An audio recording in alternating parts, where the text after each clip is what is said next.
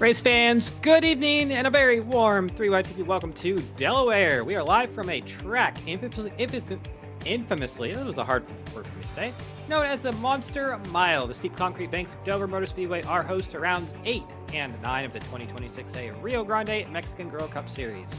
Tonight's event is a very special one, the 4th annual Aaron Leinemann Memorial, and we are honored to be able to celebrate the life and legacy of a driver who was beloved staple of OSCA competition for several years, right here at his home track.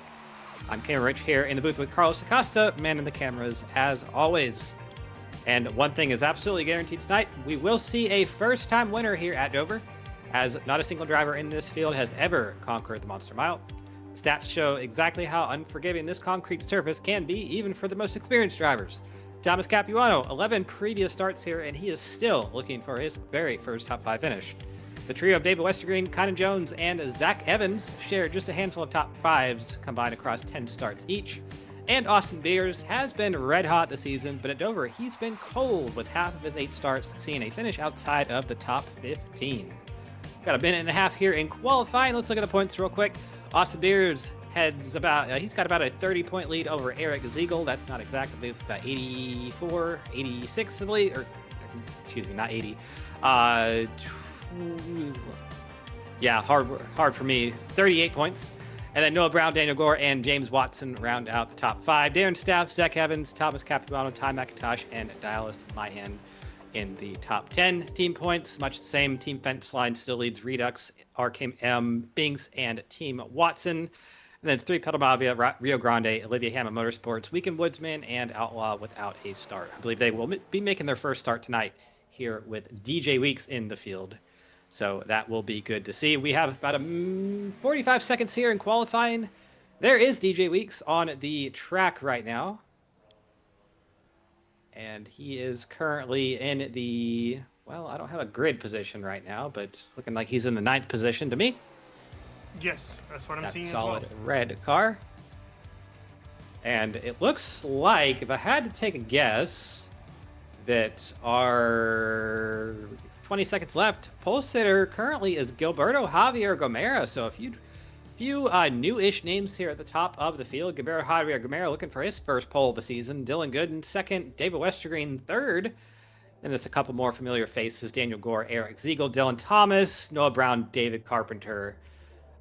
There in the 8th position. DJ Weeks qualified at 9th. We just saw him on the screen, and then James Watson 10th. So it is official. It's going to be Gilberto Javier Gomera's first pole of the season, and I don't have the stats up, but that could be his first pole of the career. I'm not sure. I would have to guess that's probably not true, but either way, a great lap for Gilly, 21.827, and there he is on the screen next to Dylan Gooden. That's your front row for tonight's first 72 lap half. We will have 2 of those tonight for Aaron's number. Dave Westergreen there in 3rd, and then Daniel Gore in 4th. A new paint scheme for this week. We'll bring up that later on. Eric Ziegel in 5th, and Dylan Thomas in 6th. You'll probably notice that some of these schemes are a little bit different. It is OSCA throwback week, so a throwback to any scheme previously ran in OSCA, and an optional week as well. So Noah Brown there in 7th. Dave Carpenter starts in 8th. DJ Weeks 9th, and James Watson rounds out the top 10. Starting in P11 is Ty McIntosh with a throwback there. And next to Dallas Myhan in the 78. Darren Staff, another RK car next to, well, actually 2 RKM cars here. All 3 back They start all right next to each other. It's Darren Staff and Conan Jones. Here's Ty Alkis and Zach Evans in that very bright, very retro wave themed car. 17th is the 7 of Ray Bracey next to Neil Rutt in the 66. Aaron Evans 19th and Adam Peeler P20. Our last 2 times on the field here, Patrick Cahey and Dave Huckleberry. And then 2 more to round out the field will be Thomas Capuano and Nate Hall. So that rounds out your 24 car grid for half 1 here of the Aaron Leinemann Memorial. And what a great track to be at. I love Dover. Dover's just such a fun facility. The high banks, concrete surface. It's always a blast to drive, and it should be a good win here tonight. Of course, we are racing in memoriam of Aaron Leinemann, So we'll have a few fun facts about him throughout the night, and should have some fun with that. Have our webcams on the screen. Looks like we have one for Darren, Neil, Ty, and Dallas currently, so we'll pull those up as needed. Darren's got the full gear going on. He's got some gauntlet gloves up there and everything, so he's ready for tonight. Starting up there in P13, so he's got some work to do for that number 45 to make his way through the field, but has been strong here in seasons past. We actually haven't ran here in a few seasons. I believe like 2024 was the last time that we did, so it's a new-ish track to the OSCA schedule as far as this year is concerned, but should be... Excuse me, I'm wrong about that. We have ran here once per season. We do not run it every season, as OSCA seasons are split up. So it is once per once per year, actually. So that's not per season. Per season, 2 seasons a year, once per year. So that's how OSCA has been doing it for the past 4 years here. The base truck is off there. Field is in the hands of Gilberto Javier Gamera there on the inside. And green flag out here at Dover. 72 laps are underway. Great restart for the top 2 there. Dylan Gooden and Gilberto Javier Gamera were both able to get away pretty cleanly there. And looks like currently the top line a little bit faster there. Dylan Gooden gets out to the lead. A couple car lengths over the 99 right now. Battle for third between... Gilly is actually sliding back a little bit. He's battling with David Westergreen there. Daniel Gore has made his way up to the 2nd position. Gilly up there on the high side, struggling just a little bit. Now he was passed by, that's the 55 of Eric Ziegel. Having to reorient with some of the new paint schemes here today, but big wad of cars racing a little bit further on back. And our first side-by-side battle looks to be around 7th place. James Watson. Gilberto Javier Gamera continues to slide back. He's now behind Noah Brown there in the 6th position. So not a good start for the 99, our pole sitter of today's event, but maybe he can get it going here in a few laps. Not a too terribly long race, as we mentioned. 72 laps. I don't believe fuel should be an issue for either half here. So it's just a flat-out sprint for these drivers. Less than 150 laps total.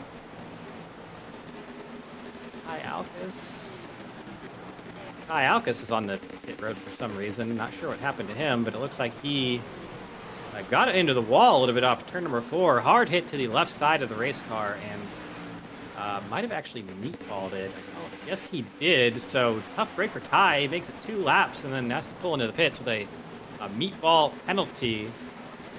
So we'll see if he can get that fixed and get back out there, but that probably erases his chances of winning tonight. Up there at the front, though, Daniel Gore has passed Dylan Gooden for the lead, and that paint scheme, well, actually, we'll talk about that just a little bit later on. I'm sure we'll be seeing it up at the front all night long, but one of the many OSCA throwbacks of tonight's race, and a lot of them here. 71 Dave Carpenter, let's get a view on him for a minute. He's got the Aaron Leinemann paint scheme himself. He's got a couple pictures of Aaron on the front and rear of the car, so good to see him being honored that way. And and Aaron was a big Dale Sr. fan. Dale Sr. had tons of success at this racetrack. I believe when I looked at the stats, I was pretty bewildered by what he was able to do here. He's got 25 top 10s at Dover out of, I think, about 35 or so starts, or 40 starts, I believe it was. So 19 of those were top 5s, and he had 3 wins across his career. So one of Dale's better tracks, and no surprise because it is a track that takes a lot of driver talent. And Dale Earnhardt, not short in that whatsoever. The great 7-time champion of the NASCAR Cup Series, who has been gone for 25 years. Interestingly enough, hasn't felt that long, but it sure has been 25 years. David Westergreen in the wall there, a little bit off of turn number 4. I don't see a whole lot of damage to his car, but he definitely plunked it just a little bit, and Daniel Gore kind of extending his gap over Eric Ziegel, your new 2nd place driver. Dylan Gooden is actually falling back to 4th there. Ziegel and Brown have both been able to get around him, and the lead currently about 7/10 of a second for Gore over 2nd place Eric Ziegel right now. Lap 10 here.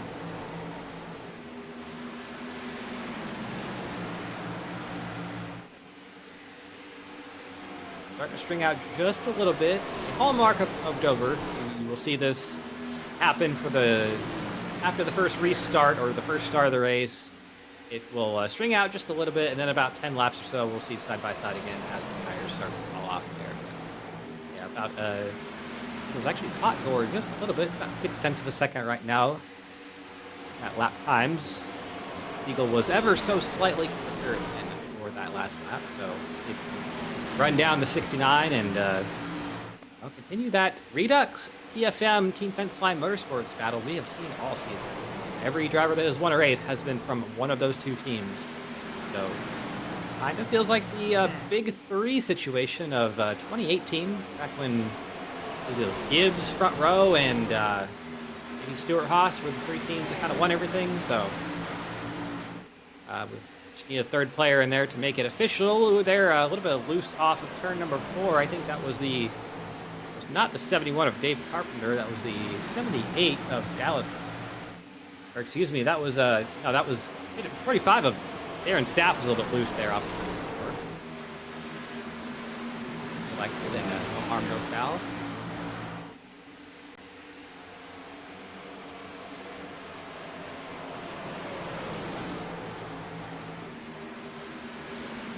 McIntosh there on the outside of Dave Carpenter around turns 1 and 2, and that would be for the 12th position. Ty's going to do it and now focus his efforts on the 7 of Ray Bracey, his teammate right in front of him. Both these drivers, Bracey and McIntosh, have, well, not so much Ty, but Bracey, he's up 6 spots from his starting position of P17. So doing a great job to pick him off here one by one. Hopefully he's not burning the tires up too much on that number 7 machine. Ooh, some trouble there for 78 of My Hand. He got out of the groove a little bit, and they got a bit of a wad right there behind him right now. There's Darren Staff and Bracey trying to go around the outside. Bracey, I think, is going to do it here through turns 1 and 2. 78 just lost all of his momentum there, and it stacked everybody up pretty significantly here. So McIntosh going to follow Ray Bracey behind through turns 3 and 4 right there. Ray in the wall just a little bit, but just a little bit of a kiss on the right front there. Any harm, no harm, no foul, and Ty McIntosh now looking to get around the 78. Oh, trouble off of turn number 2. They save it somehow. I saw that happening. 10 of Ty McIntosh and the 78 of Dallas My Hand, they got together and they tried to crash. They, fortunately and unfortunately, however you look at it, did not do it, and we continue green here at Dover, but that would have been a massive accident. Somebody would have been sent to the garage after that one. You don't have easy wrecks here at Dover. The walls are very close on either side of the racetrack, and if you hit them, which you typically do if you spin out, it typically doesn't bode well for you. It also kind of shows you how hard it is to pass here, because you need all of the racing room off of these corners. See there, the 97 to DJ Weeks, the red car on the inside. When you come off the corners, you need to be able to slide up, and if there's a car on your outside, which passing a car on the inside, there always will be a car on your outside. You don't have that racing room to be able to move up and make the move stick. That's why you see that the outside line here is pretty good for defending. You don't typically see drivers using the outside for speed, but it is very good defending there, and it creates pretty good racing at this facility. It's a shame here that NASCAR kind of flubbed the 2026 schedule, and due to some, from what I understand, contractual constraints and whatever, we have this race as our all-star race now, which is somewhat lame in my opinion, but either way, we still have it on the schedule, which is a good thing, and hopefully they can figure out what they need to do with Dover to make it an actual true points event again, and if we just are not going to have an all-star race, I would probably say that is. Either way, Daniel Gore's lead about 9/10 of a second, almost a full second over Eric Ziegel. You have not missed anything at the front of the field. That 69 car is looking bad fast here tonight. Yeah, I guess go ahead and talk about it just a minute. So that is the 69. That is a OSCA throwback scheme to myself, actually. So that car actually was ran by myself back in 2023B, and was the championship winning car back then, and RKM's first championship there. So pretty cool thing for both me and Carlos to have that car here on the racetrack and be able to see it run laps again. It's hard to believe it's been 3 years since I was the OSCA champion, but either way, that is what we have tonight. And I believe, yeah, we have a picture of it right there. That is from Indianapolis Motor Speedway. That was a track that, unfortunately, I believe that I won the second half of that race. I did not win the first half because I got into an accident with someone in OSCA. Oh, into the wall there is Zach Evans. And gets it going again. Not too much damage on that machine, but they don't want to be hitting these balls too terribly much. There, Staff off of turn number 2. He got a little bit sideways here, and that's another hallmark of this racetrack. You get a lot of wheel spin off the corners at Dover when you have cars with adequate horsepower, which these cars are running 750 with a small spoiler here. So we are going to see some horsepower-related issues, including some wheel spin off the corners and restart shenanigans if we get to that point. Someone was in the wall there hard, a little bit further on back. I think that was Thomas Capuano. Team Fenceline Motorsports, all running throwbacks to Thomas Capuano himself, various cars that he has ran over the years. But there's Neil Rutt in one of his older cars trying to go around Dallas Mahan. Dallas Mahan, he has looked tough on that outside line for some drivers. Good job to hold that 66 off. That is the battle for the 14th position. Dallas struggling just a little bit here. He's lost 2 spots from his starting position, and Neil has gained 3, so these 2 drivers going in opposite directions right now. No surprise that they have met right here, approximately in turn 2. So he's gonna have to give it another go. There's a big wad of cars here in front of Dallas that might influence that battle here. Gilberto Javier Gamera, his struggles continue. He's fallen back to the 10th position, 11th, now 12th. That car is handling terribly for the 99, I believe.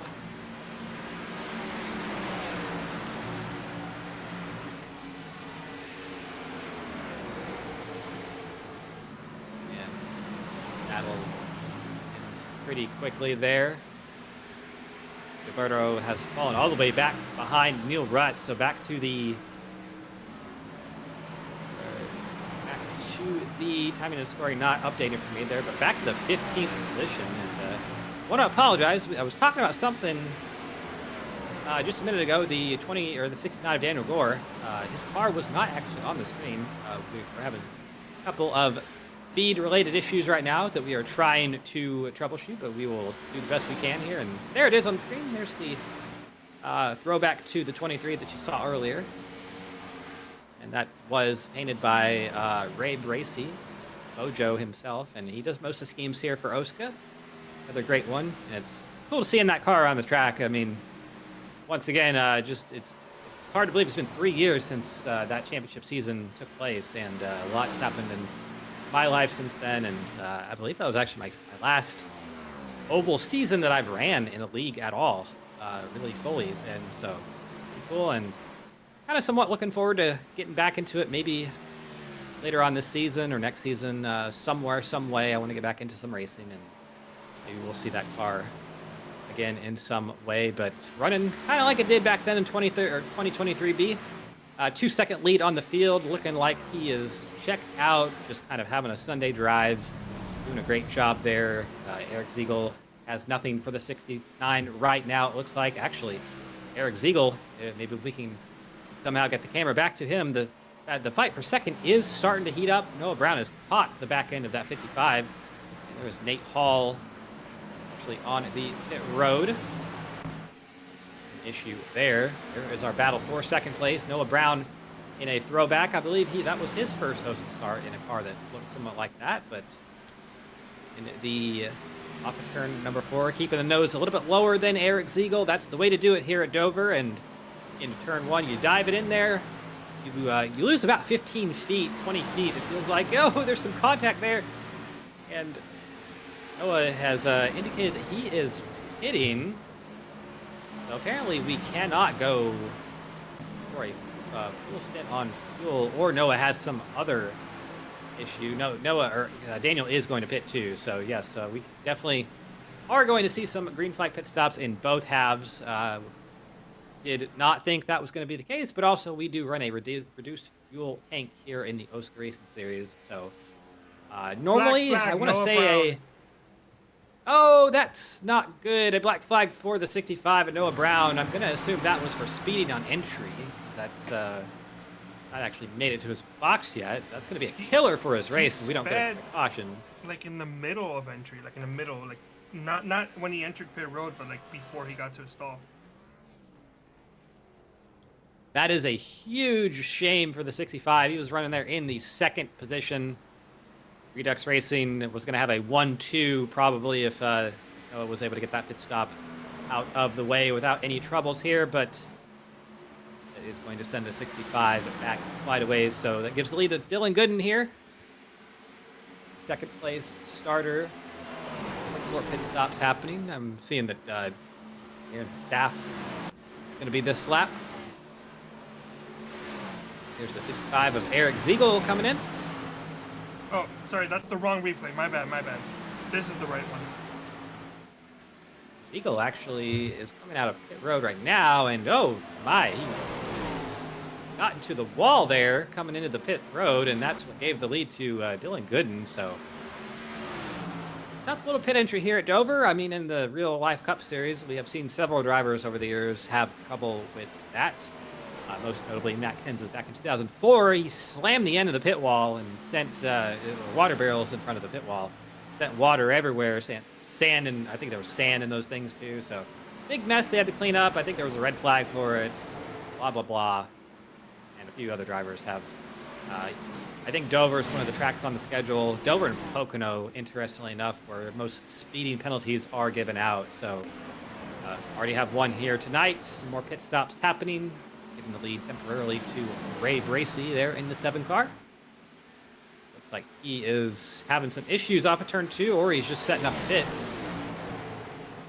Actually, he is. So very early to see these drivers setting up for pitting. Very interesting to see them setting up for pitting as early as they do. They're essentially slowing halfway down the backstretch, which, you know, at a 1.5-mile intermediate track, you're really just kind of getting through to turn 4 and then slamming on the brakes right off the racetrack there. You can't really do that at Dover because, as we kind of already mentioned, the pit entry is not as easy as some other tracks here tonight. But I guess something I also failed to mention, and I actually brought him up in the intro without even realizing it, Austin Beers is not here tonight. He's your points leader coming into the event. He's off doing real-life modified stuff, so interesting that not going to be another start for him, but also not going to be a win for the driver of the of that machine. Oh, trouble there, Austin, or that's Adam Peeler and Zach Evans. Had a brain fart there for Austin Beers' number. It is indeed the 19, so. Not sure why I forgot that there, but we'll see what happens here. And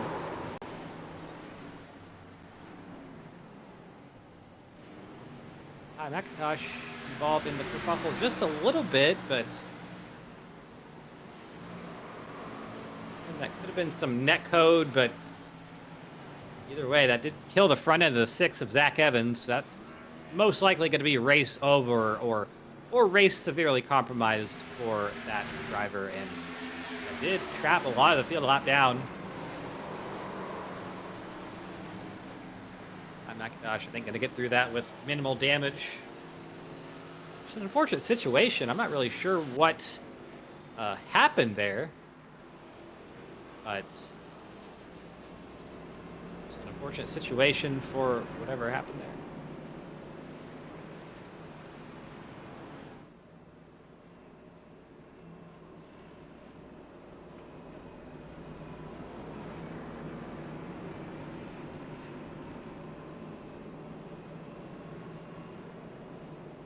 Should be seeing a lot of these drivers with the or being 1 lap down. They should be able to get the wave around, meaning that the leader is going to pit here. Leader being Ty McIntosh at the caution.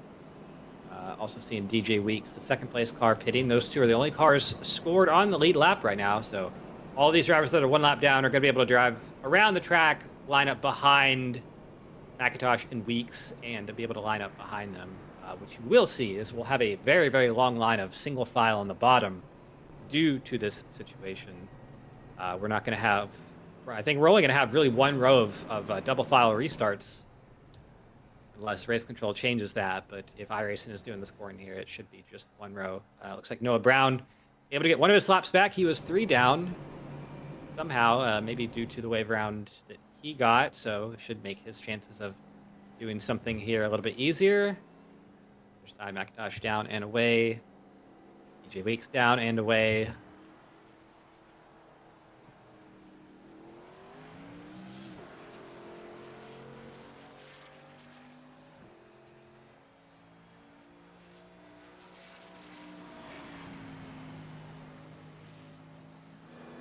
Cautions under pit cycles are always absolute hell for the scorers because you'll have cars on the lead lap, cars a lap down, cars kind of transitioning between the two, and it's always just a big nightmare to get everything sorted. Even if you are iRacing, being that it does everything automatically, it still kind of becomes an issue, and we're here in the race control probably going to have a bit of a problem on his hand there, trying to get everything sorted out here and get all the way made sure that they need to be in the right position. So I see another caution here, which, yes, that is correct. We have 3 to go at this point.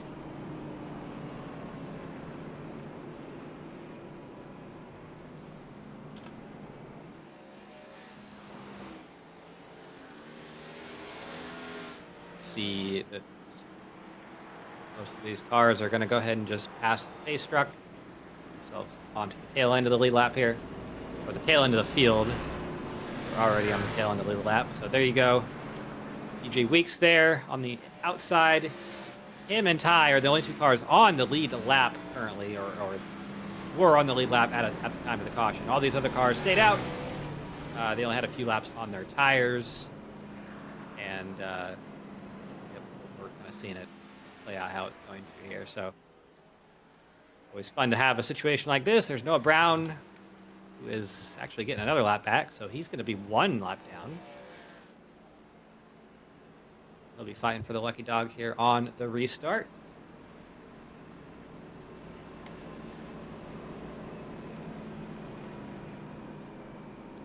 Quick second to shout out our chatters in the chat tonight. Thrasher, Norbu, so far engaging with us. Continue to do so. It's always great.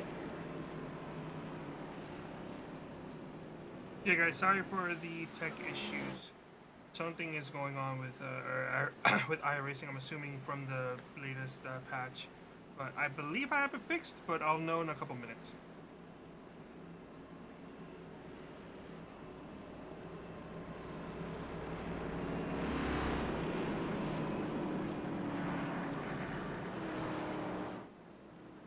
Quick recap of the top 10.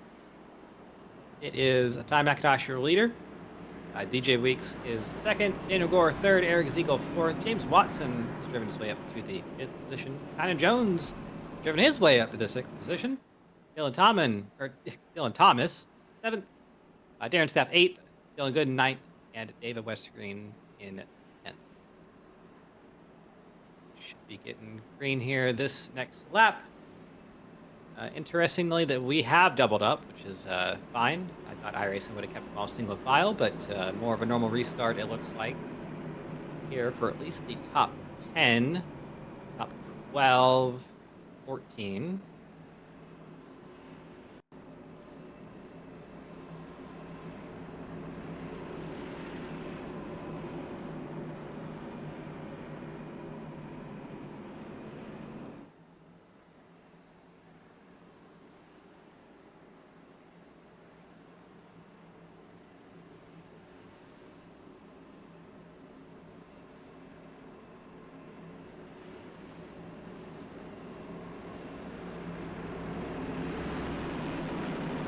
All right.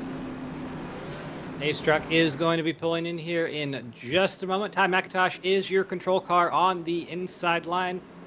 Some of the drivers a little bit further on back may or may not have older tires, depending on when they hit it in the cycle. So we'll watch for wheel spin on the restart here. But green flag is out. Good restart for Ty on the bottom lane. No lane changes.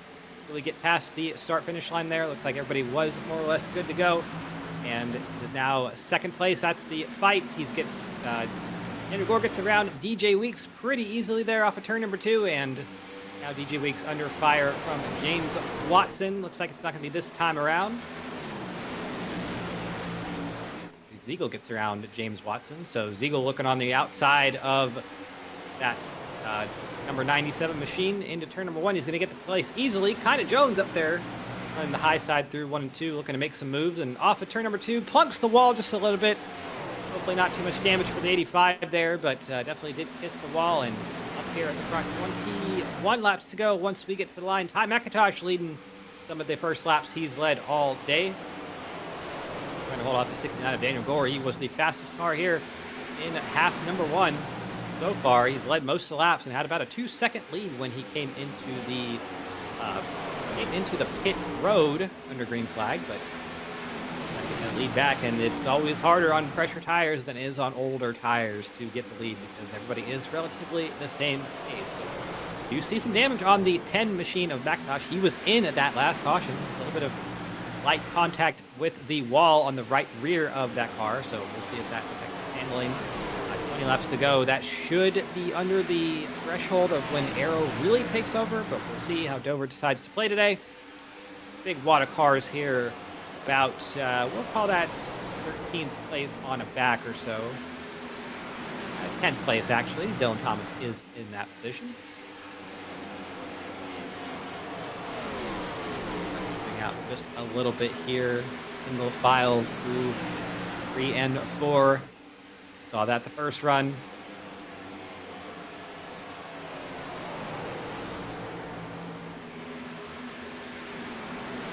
He trying to make some noise up there on the outside. He gets around the 21 of Thomas Capuano. Now looking to make some moves around the outside of Ray Bracy. So the outside line coming into play here just a little bit at the end of this race. Capuano in the wall. Kisses it just a little bit there.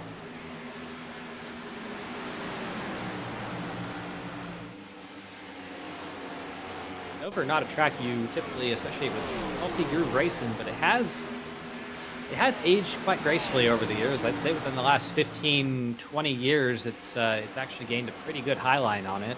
And one thing to note is this track has actually not been repaved since 1995 when they put concrete down initially. It used to be asphalt for many, many years. They ran 500-mile races at this racetrack, and I was not really alive when that was happening, but I've heard those were pretty brutal, which I'd have to say probably is true considering a 400-lap race here is brutal, but they did 500 back in the day, and I think we are all better off for having just a little bit shorter race. 400 in the real world is quite a perfect distance, I'd say. Neil Rutt was having some issues there off of turn number 4 through 1 and 2, and definitely off of 2. He lost a few spots on the wall a little bit, but still going, so not too much damage there. Ty McIntosh has actually extended his lead over Daniel Gore, out to 0.6 of a second. So driver of that 10 machine, he's had bad luck all season, has led, I believe, the most laps in OSCA up to this point this season, and really does not have too much to show for it. So you got to think he's probably trying to make a statement out here. He got that lead due to a little bit of good luck on his part, but also a lot of speed in that 10 machine, and hoping to show it, manifest it with a good run out here at Dover and do something, in that frame of mind here. But some contact. Capuano and Watson through turns 3 and 4. Oh, that's a big one right there. Thomas Capuano in the wall. Gilberto involved. That is a big one on the front stretch. Did not see who else I'm seeing was involved there. James Watson, Dallas Myhan, Noah Brown, Gilberto Javier Gomera.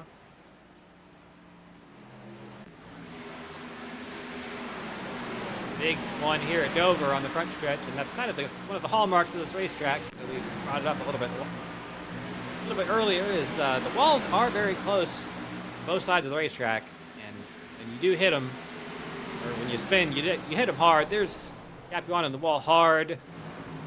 Noah Brown drives through it. No, not too much damage for him. I think the two major losers out of this are Capuano and maybe Mayan.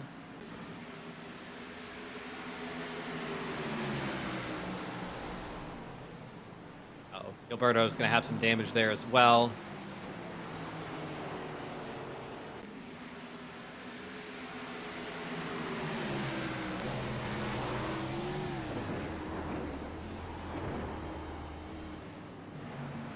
On board with James Watson, showing his view of it. He should be fine damage-wise. Everyone coming down pit road, it looks like.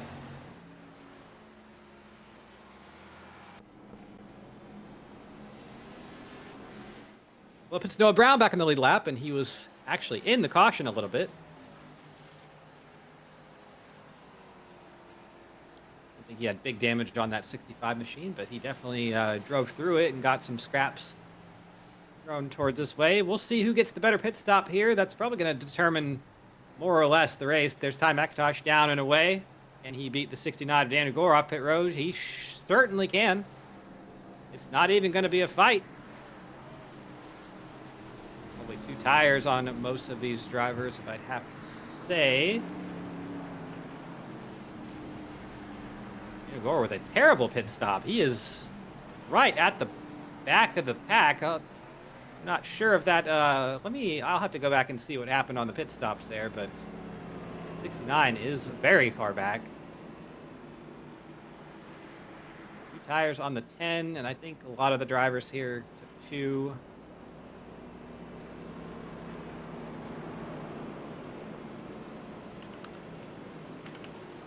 Daniel had a too far back, I believe, and had to scoot forward in his pit stall. And then, yeah, he took 4 tires when a lot of the others around him took 2. So that's why he's going to be out there. Position number... cycle through to... Ooh, he's outside the top 10 now. Wow. Back to 12 for Daniel Gore.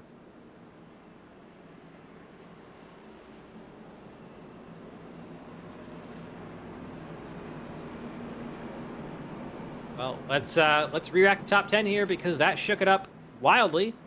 David Huckleberry, he's your leader now. He's the inside car there on the front row, the blue and orange number 52. Ty McIntosh there on the outside. He's on 2 tires. Most of these drivers are. DJ Weeks, 3rd place car, 2nd row inside. He is 3rd. Next to Dylan Thomas, he is 4th. Eric Ziegel 5th. Darren Staff 6th. Tynan Jones 7th. Dylan Gooden 8th. Adam Peeler 9th. Ray Bracey 10th. And as we said, Daniel Gore, the dominating factor in this race up to this point, back to 12th. So he's going to need lots and lots and lots and lots of help to get back up in front to win this first half. But something we haven't actually brought up yet, 15-car invert. So whoever finishes 15th in this half will restart on the pole for half number 2. Oh, big trouble there on the restart. And they immediately wrecked it. Like the 97 of DJ Weeks did not get going, and then when he was going, it shot to the right and did not go at all in the right direction he needed it to. And let's run that back just a little bit more, this little replay, because Eric Ziegel, I think he was involved. But one of the hallmarks here at Dover is wheel spin on the restarts. With this high banking, you see these cars are all in high bank situations, or in the high banking there in turn 4. You restart on the high banking, quite different than most racetracks.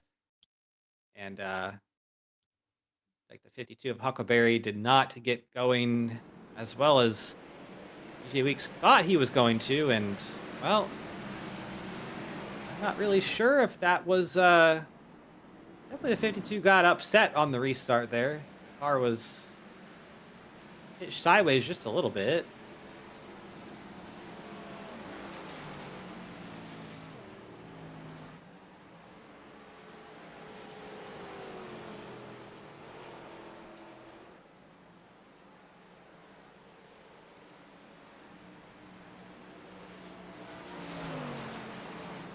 Redeeming that caution on the 97 of Weeks. Weird incident though. I looked at it again, and the 52 got wheel spin and then hit the side of the 10, and then looked like behind that they had a somewhat separate incident that caused the whole thing behind. So just a hallmark kept over here. We see that a lot at this racetrack. Restarts are so tough here due to the banking that you're always on.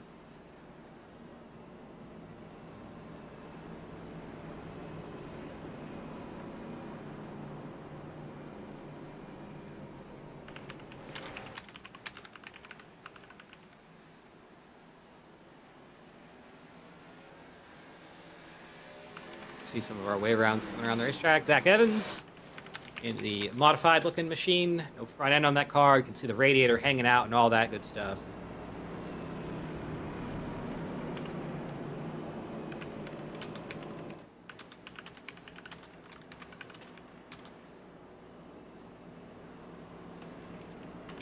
And we'll re-rack the top 10 here once again because it shifted quite a bit after that caution we had.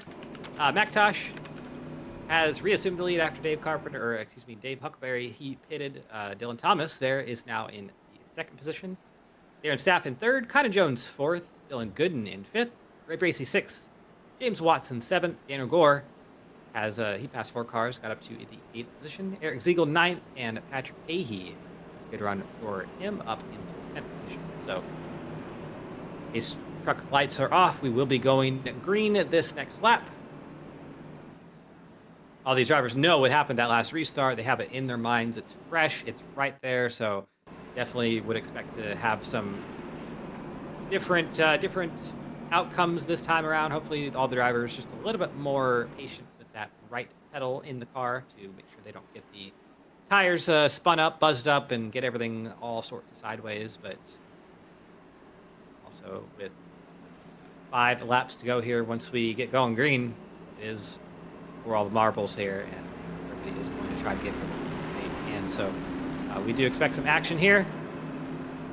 Always would with 5 to go.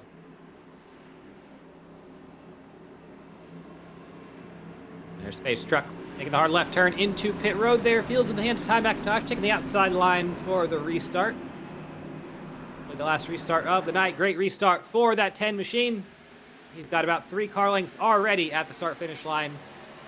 They're trying to get sideways behind him, but not so fast. Dylan Thomas trying to keep hold of that second position, but Connor Jones looking strong around the outside. He's going to probably drive by the 03 out of turn number 2, and certainly enough, there goes Connor into P2, running the high side of the racetrack. Thomas going to come back on the inside and try to make something happen, but Connor Jones just such a good run out of that off that high side. He's going to drive around Dylan Thomas and actually look for the lead here. He will see if he can do anything with the 10 of Ty McIntosh, but currently it does not appear that he has, trouble in the back. Who was that? Not see who that was, but I have to assume it was, might be a Ty Alcas that had some issue. Oh, big trouble there. Someone has spun around, 2 to go. And there it is. Caution is out once again. We're going to get a green-white checker here. That's James Watson in the 39. No front end on that machine. He is all sorts of killed after that one. And, well, 3 wide here at Dover typically doesn't work. And, yeah, well, there was some contact with the 65 that definitely was the cause of that. But as to why, well, I'm not sure if there was some contact above the 65 that helped in that regard either. So we'll have to get another replay of that probably. But either way, for James Watson, that has pretty much ended his chances of the race tonight. I mean, he's not... all the suspension on that machine is pointing in different directions, which never does well for handling. I think there was some... I think Noah got loose there in the middle with Patrick Ahey to his outside and James Watson is... I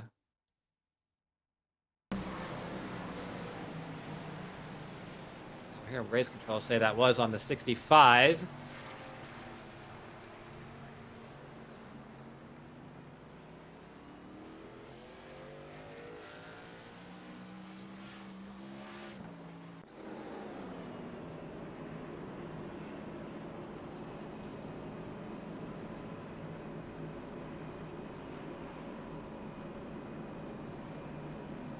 Unfortunately for Noah, that's going to send him to the back for this first of one green white checker. So whatever happens on this restart is going to be it.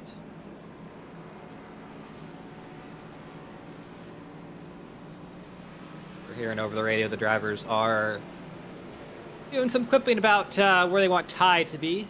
Darren's staff saying he wishes that Ty would take the bottom on the restart, and that what that means is Darren would line up right behind the leader and be able to get a possibly better jump than he would have if Ty were to line up on the outside, which would put Dylan Gooden as the car that would be right behind the leader.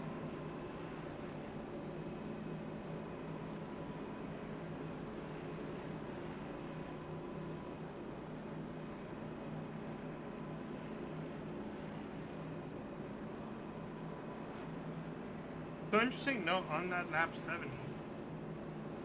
Ty did post the fastest lap for himself. Excuse me, I thought it was the fastest lap overall, but it looks like Kynan Jones.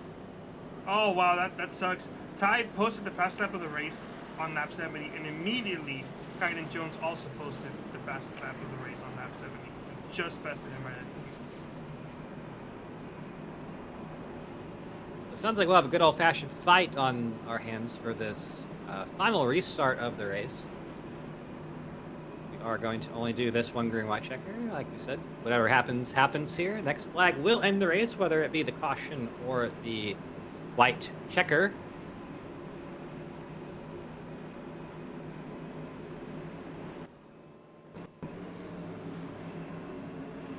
We are doubled up here. Do a quick recap of the top 10 before we get green. Tom McIntosh, Kynan Jones, Darren Staff, Dylan Gooden, Dylan Thomas. Top 5. Daniel Gore has gotten up to 6th, 7th, Ray Bracey, 8th, Eric Ziegel, 9th, Patrick Hahey, and 10th is Emil Rudd. Currently, Gilberto Javier Gamera, who started on pole for this race, would be the pole sitter for half number 2 if he finishes in 15th. We have a 15-car invert for tonight, so we'll keep a note of that after the race conclusion. But their space truck, they get the hard left into pit road. Green flag out. Great restart for Ty. He has absolutely gapped everyone up to this point. It'll be 2-3 car lengths into turn number 1, 4, maybe even 4 car lengths advantage for the driver of the 10. And 2 clean laps is all he needs to secure his first win of the OSCA season. But that 85 looks very fast behind him. It's about 3 car lengths going into turn number 3. Daniel Gore a little bit behind, looking racy on the 45 of Staff, but I think 3rd or 4th is all he's going to be able to do. 1 lap to go here at Dover. It's all Tad McIntosh right now. 3 turns 1 and 2. Daniel Gore has gotten around the 45 of Darren Staff 4 now, but Staff fighting back on the outside. That's your first side-by-side battle of the top 5. But through turns 3 and 4, Kynan Jones gets close, but it's not going to be close enough. Ty McIntosh gets the first win of the OSCA season for the driver of the 10.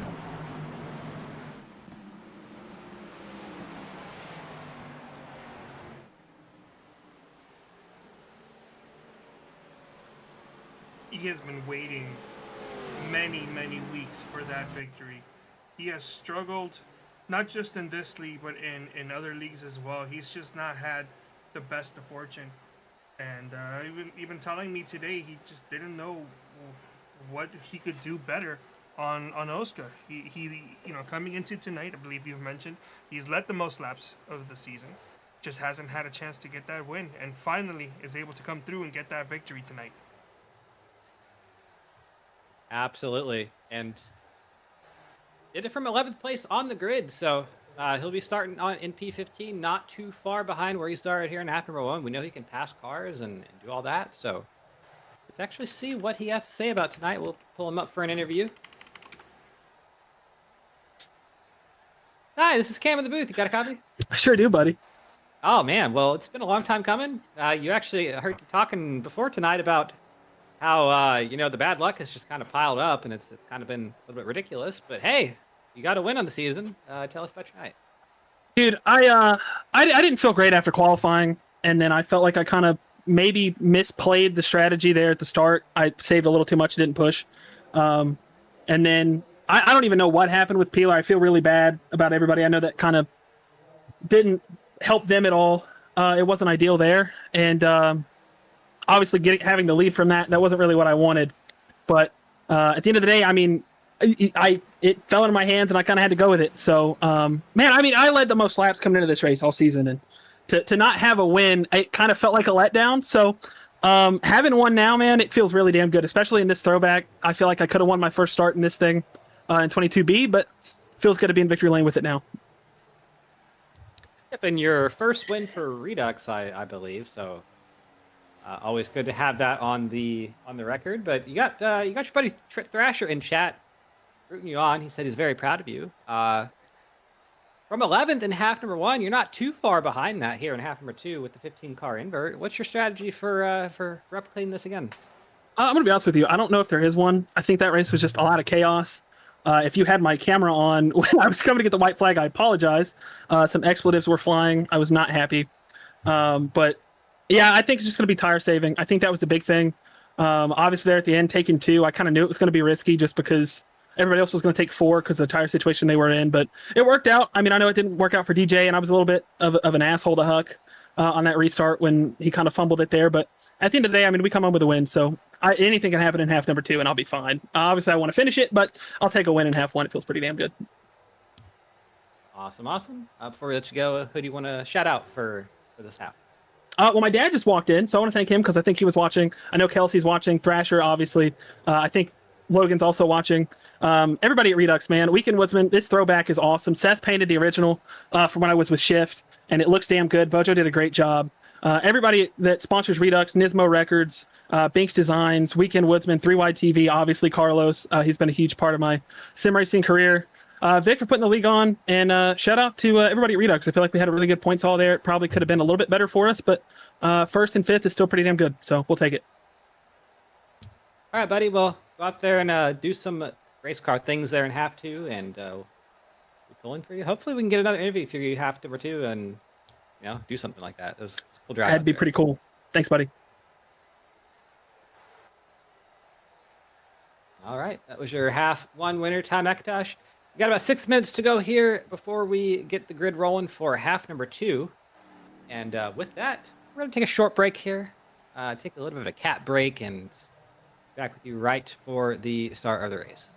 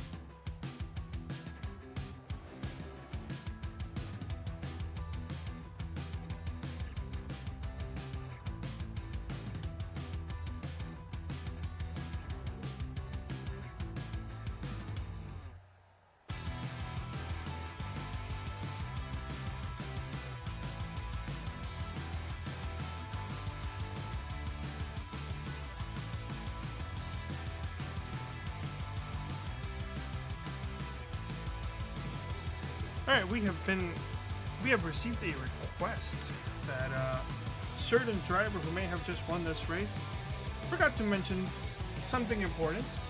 So I'm going to go ahead and bring him on up. Here he is.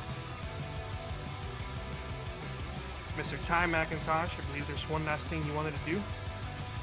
Yeah, I completely just in the heat of everything totally forgot, man. I mean, this race it's for Aaron. We do it every year, and it was one of his favorite racetracks. And I didn't really get to race with him that long. He was somebody that was here when I got into OSCA, so I felt like had I not said a couple words about Aaron, I was gonna probably beat myself up a little bit. So I just wanted to just say that was for him, man. He was a hell of a guy, and being able to race with him and be around him and kind of know the kind of person he was, the kind of driver he was, it's kind of cool to be able to win here. So I just wanted to pay some respects to him, man, and hopefully he's got a good seat tonight. I hope he's enjoying it. It's shitty that we got to be here without him, but I'm sure he's got a hell of a seat.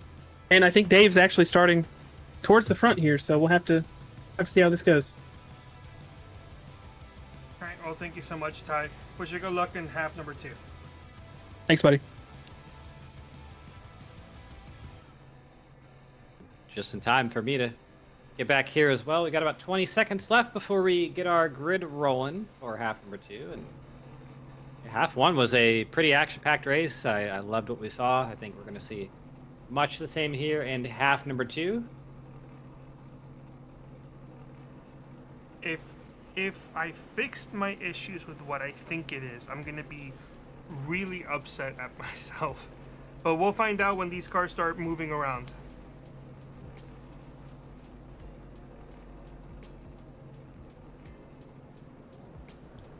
All right, and we are underway. Carlos, do we have the grid? We already flew past the grid. We already flew past the grid. I can quickly bring up a mock grid, and you'll just have to just zoom on right past that. Yep, there's our grid real quick. So we're just gonna go through that pretty quickly. Adam Peeler's your pole sitter for half number 2. Gilberto Javier Gamera, who actually qualified on the pole for half 1, he is starting second. Dave Carpenter 3rd, Dallas Mahan 4th, Dave Westergreen 5th, Patrick Hayes 6th, Ray Bracey 7th, Neil Rutt 8th, Dylan Thomas 9th, Eric Siegel 10th, Daniel Gore 11th, Darren Staff 12th, Dylan Gooden 13th, 14th was Connie Jones 15th, Ty McIntosh, your race winner for half number 1, Noah Brown 16th, Dave Huckberry 17th, Aaron Evans 18th, Nate Hall 19th, James Watson 20th, DJ Weeks 21st, Zach Evans 22nd, Thomas Capricorn 23rd, and 24th, Ty Alkins. And the pace truck is off.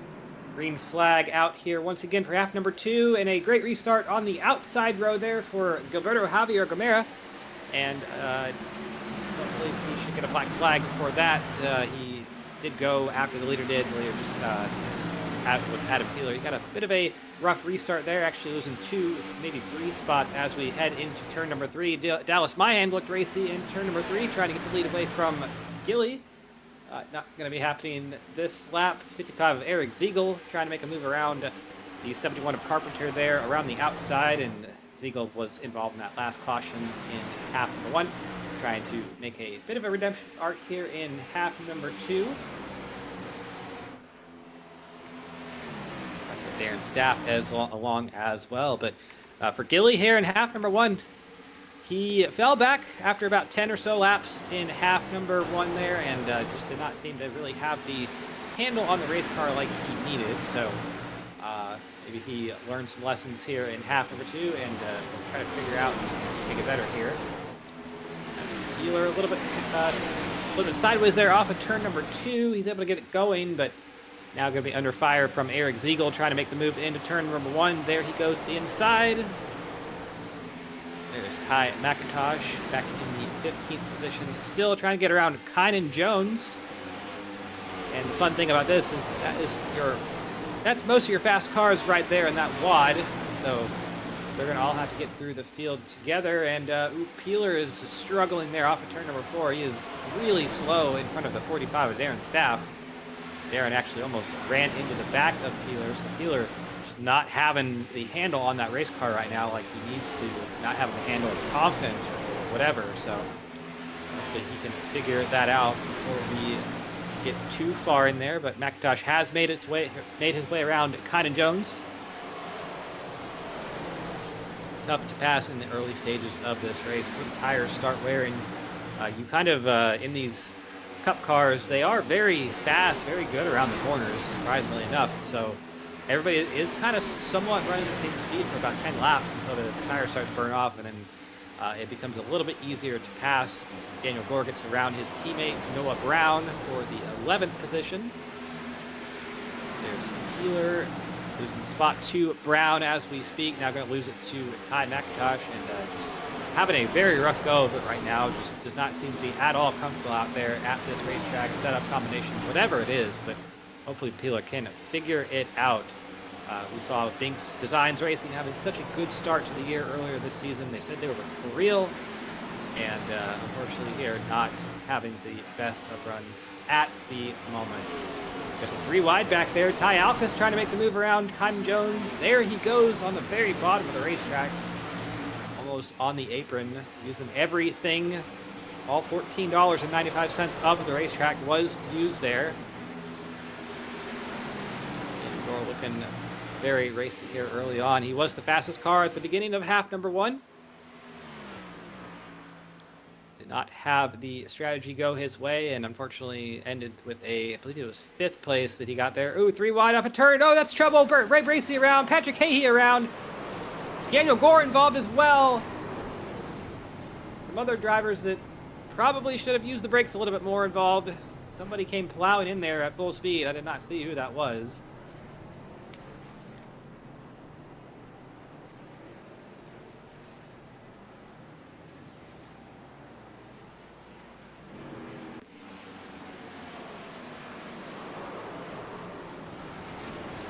James Watson, whatever the heck happened to that car, he did not have any stopping power whatsoever. Not something I would expect from a driver like James. I would have to assume something happened to that car or something did not go right, because he is just going full speed into the wreck. There's Ray Brace's car. Bojo has lost the front end. Saw Patrick Hahey there, bounced off the wall, kind of got into Dylan Thomas, and they kind of all just merged together, and the real big damage there was at the back of the pack there. Yeah, staff in the wall just a little bit. It looks like Noah Brown somehow missed all of that chaos and just drove around the inside of it.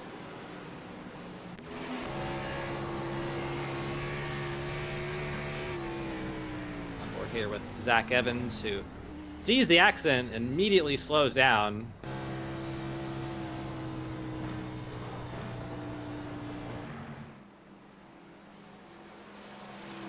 Wow, through all that, Gilberto Javier Gamera had a pretty sizable lead. It was about 0.6 of a second before all this transpired. So whatever the track changed or whatever changed behind the steering wheel has made a difference for the driver of the 99 so far.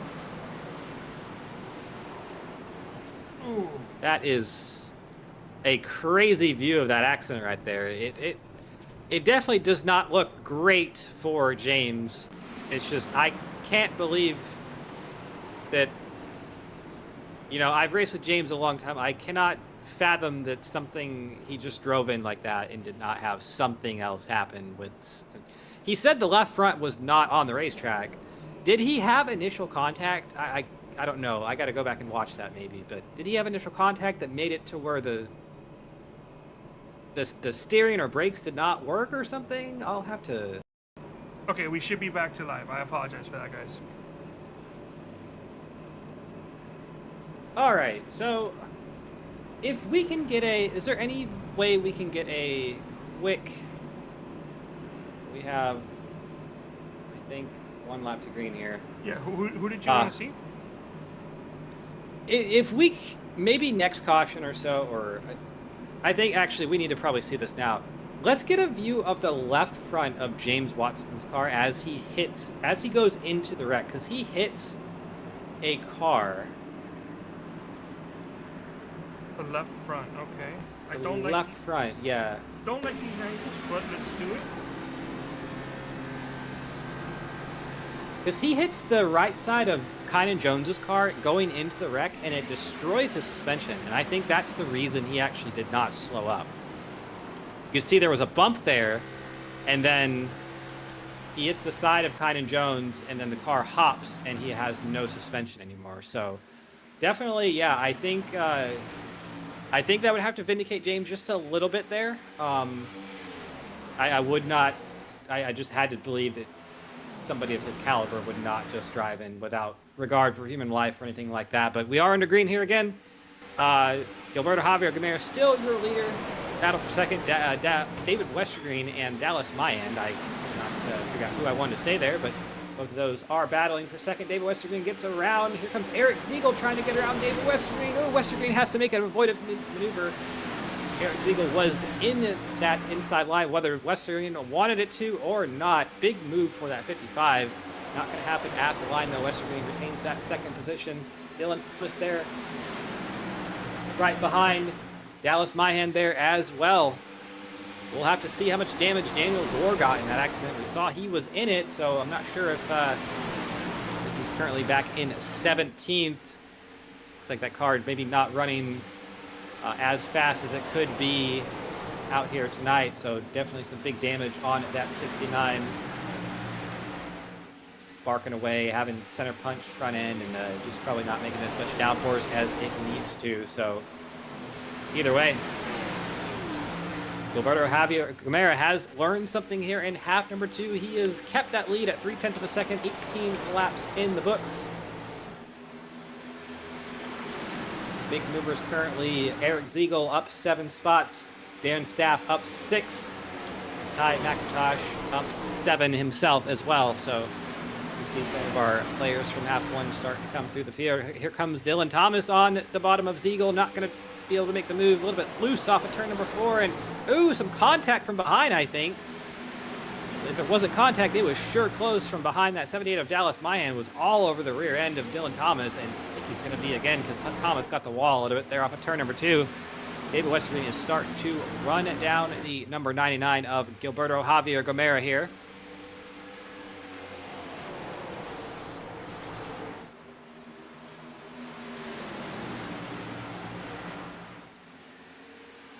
Gilly's responding back with some good lap times of his own. So he is watching in his mirror what the 9 is doing, I'm sure, and responding accordingly.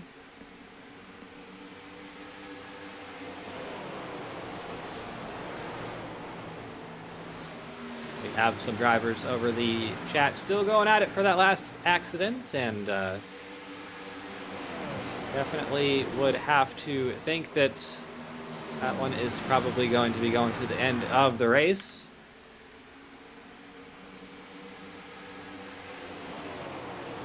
We do have a driver in the interview waiting room, so I'll go ahead and pull him up and see what he has to say about it. Ray, this is Cam in the booth. You got a copy?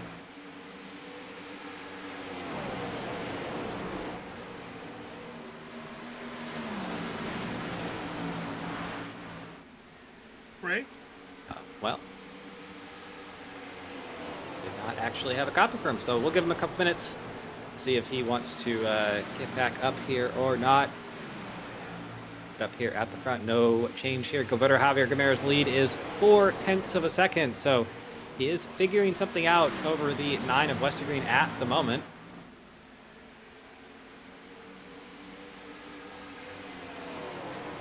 Ray wants us to try again, so there we go. Ray, this is Sham. There we go. I heard the sound. I think you're good now.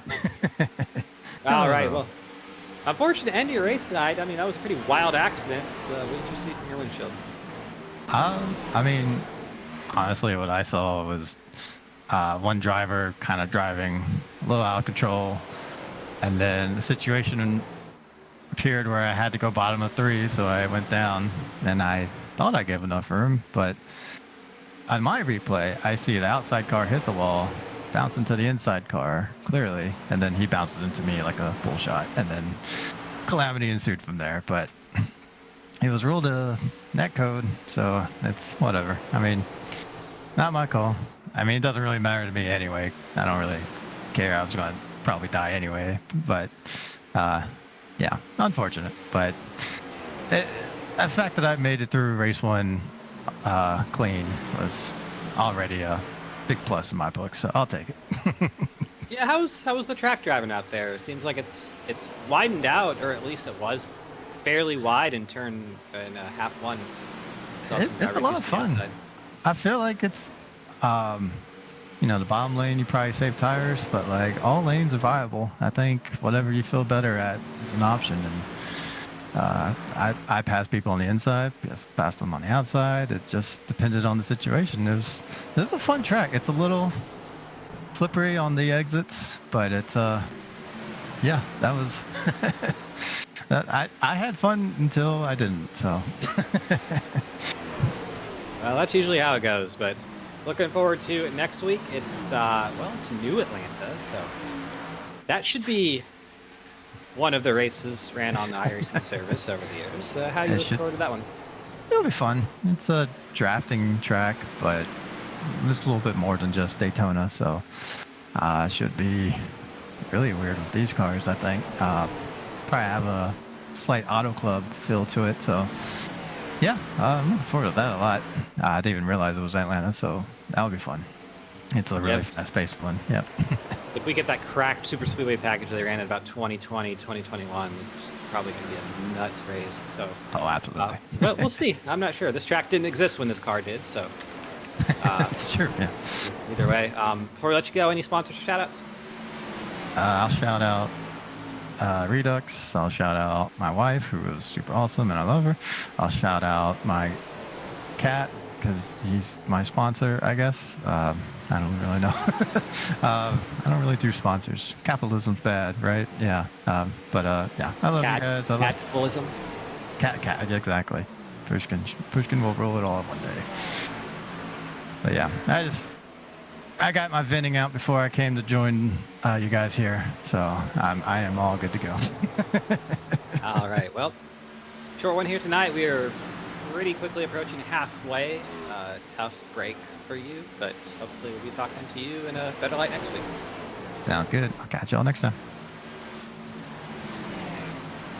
All right. You saw on your screen here, we have a bit of a cloudy situation approaching over the racetrack, and it's probably giving some grip to these guys. But Gilberto Javier Gamera, his lead is up to about a second over David Westergreen. David Westergreen struggling with a fast 55 of Eric Siegel right now, trying to keep him behind that number 9 machine, and doing a good job of it right now. It is given a good gap to the 99 of Gilly there. And that is it's made his lead a second and a half. That is a crazy. I think that's one of the bigger leads we've had all day. That's kind of echoing Daniel Gore's lead he had there in half and one before the stops ensued. So we'll see what Gilly can do with that. We are almost halfway though, and we'll be halfway next lap, which probably means these drivers are probably going to be thinking about pitting here before too long. We'll see how quick that 55 of Eric Siegel can go. We saw that number 99 of Gomera. He had good short run speed for a few laps in half number 1, but quickly faded. This time around, he has definitely kept the tires on it better, but I wonder if he can keep the speed up, keep the pace up, and match or better the 55 of Siegel, who has already started to catch into that lead. A rare sight here in OSCA right there, the 69 of Daniel Gore. He is getting lapped, and definitely got to think that 69, he has been damaged pretty heavily. We'll probably see that car on Facebook Marketplace for too long. A slightly used Gen 6 race car. It is not running at all well here at Dover in half number 2, and what a shame. I mean, I talked to Daniel before the race, and he said he had high expectations for this event. Just has not ran Dover in a while due to the way that this race kind of plays around the middle part of the season or so. But we do have some pit stops on the racetrack. The 85 of Conan Jones has decided to come down pit road. I believe that is the only competitive machine at the moment. I say that Dylan Gooden has come down pit road as well, so right about halfway where we expected.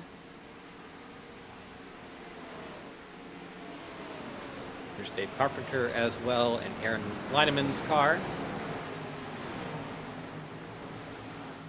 If we could just, we'll talk about Dave Carpenter here real quick. Talk to him before the race, just a couple things about Aaron, since this is his night, but apparently Aaron Leinemann is the reason that Dave Carpenter got into the 24 Hours of Lemons, which, for anyone that doesn't know, a series of races held across the USA for cars $500 and under, minus safety. Because, of course, safety, roll cages, even a helmet's going to cost over $500. Any helmet you buy will be over $500. But the car itself can only be $500, and then you go out there and you race it for... well, there's actually 2 marquee events that they run that are 24 hours, and then more local races across the year that are combinations of 10, 8 hours, so on and so forth. So, little fun fact about the 24 Hours of Lemons there. And one of the events I'd probably love to attend and be a part of one day in my life. I think that would be a great little bucket list event. Probably need to be a better car mechanic myself, though, and learn how to fix things better because, well, that's another thing Aaron was good at. He was a car mechanic, a true gearhead. He had it all under, he had all the knowledge of how to fix mechanical moving parts and make them not move if they needed to not move, or make them move if they needed to. So, good little fact there about Aaron. I hope he's liked what he has seen tonight. And currently Noah Brown is the leader. We've had everybody pit stops cycling through. Gilberto Javier Gamera looks like he had a successful pit stop there, and his lead is about a second and change, not even, over Eric Ziegel at the moment, but still waiting for Timing and Scorn to cycle out. And actually, the second place driver, once we cycle, is going to be Kynan Jones, not Eric Ziegel. Our last little group of pit stops here. DJ Weeks, Nate Hall, Ty McIntosh there. We will see Aaron Evans in this lap. There's Neil Rutt. Neil Rutt was Aaron Leinemann's biggest fan back in the day. Would always cheer and bust his balls a little bit when he won a race. So it's a good friend right there. Make fun of your best friend and you know, give them the little bit of the riz. But that was Aaron to Neil, and Neil kind of struggling here a little bit right now. He's running back in the 15th position, falling back a few spots from where he started, but trying to get it back up and running and trying to get it back where he needs to. Here's Ty McIntosh in the pits now. Let's see if he can get it woed up. There he goes. Aaron Evans in the pits. That's going to give the lead back to Gilberto Javier Gamera here.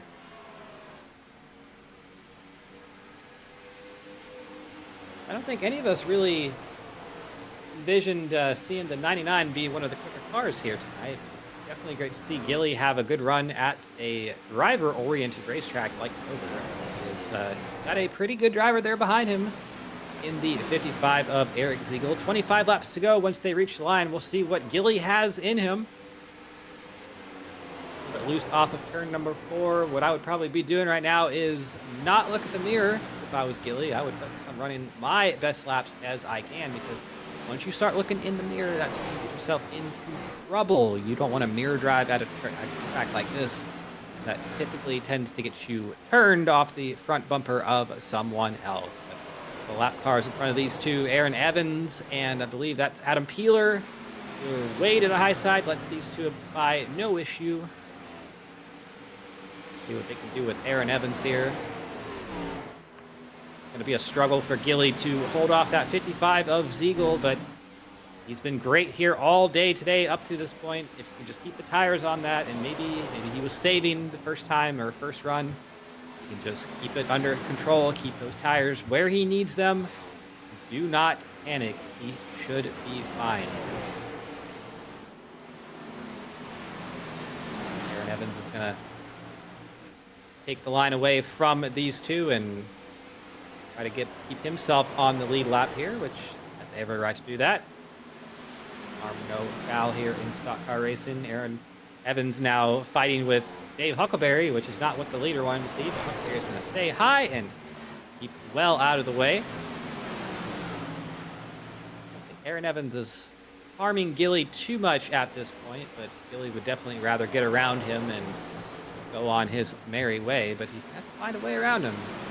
Aaron Evans has no obligation to let the car behind pass, fighting for his spot on the lead lap. Looking through the field, I think that's probably our best battle right now. Let's see if we can go back to Darren. We have a battle behind him for the 6th and 7th position brewing up. Dallas Myhand in 6th. Feeling good, and David Westergreen fighting for 7th behind them. DJ Weeks and Zach Evans behind it there as well. It's good to see the 6 have a front end this time around. That car got pretty significantly damaged in half one pretty early on, and we saw it sitting in the pits for basically the rest of the race.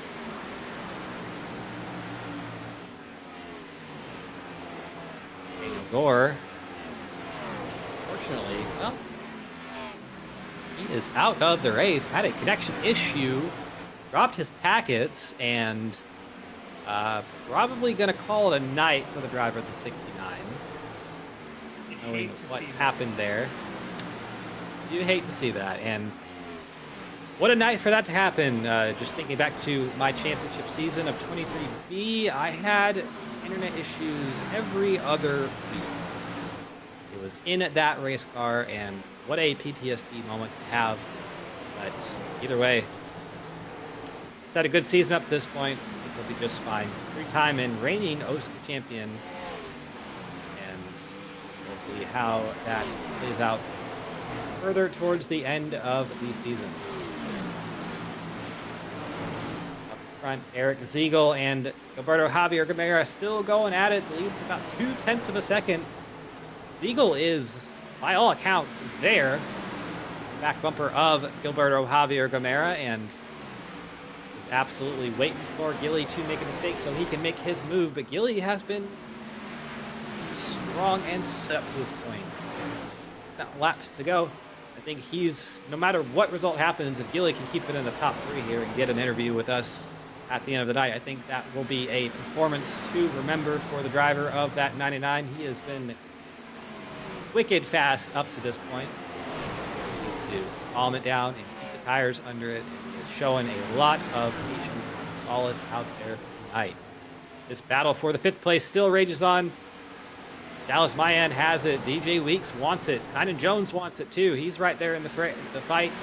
David Westergreen a little bit further on back, but he's still there as well. All these drivers trying to make something happen here. Looks like Thomas Capuano has had some issues as well. He's 13 laps down. He was in that first big accident, and lots of damage to that race car, I believe. There's DJ Weeks on the inside of Dallas Myhand, and DJ Weeks has the top 5 position. There he goes out of turn number 2, slides up in front of the 78, and give the 5th place to the driver from Virginia.